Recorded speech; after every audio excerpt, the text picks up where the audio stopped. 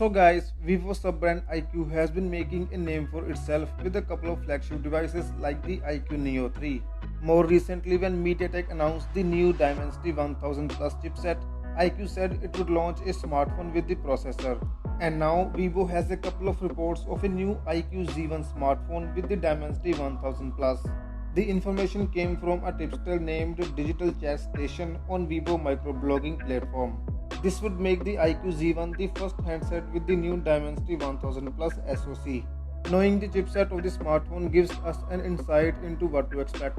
The enhancements made in the new processor is set to make gaming better in smartphones. The chipset supports 144Hz display with the maximum resolution of Full HD+. It also has a Mira engine that is set to enhance SDR content to HDR10+.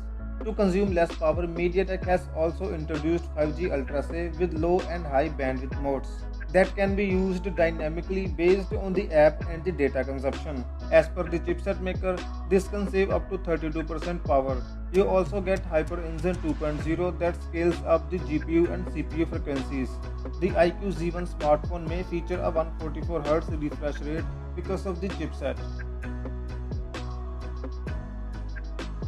Looking back, the recently launched iQOO Neo 3 packed the Qualcomm Snapdragon 865 chipset and came with 144Hz display, which further makes the iQOO Z1 to pack the similar 144Hz display.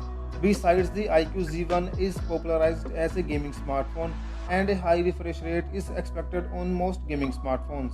So far, the tipster noted that the name of the new smartphone and its processor has been leaked, but other specifications remain a mystery. However, a couple of previous reports had noted a mysterious Vivo phone appearing on the Chinese 3C certification website.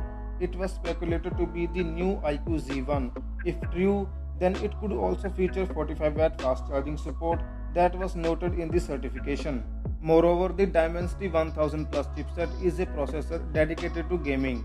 It is based on 7nm architecture. It also includes a couple of premium features like LPDDR4X RAM, Hyper Engine 2.0, Bluetooth connectivity with low latency, and Wi-Fi support.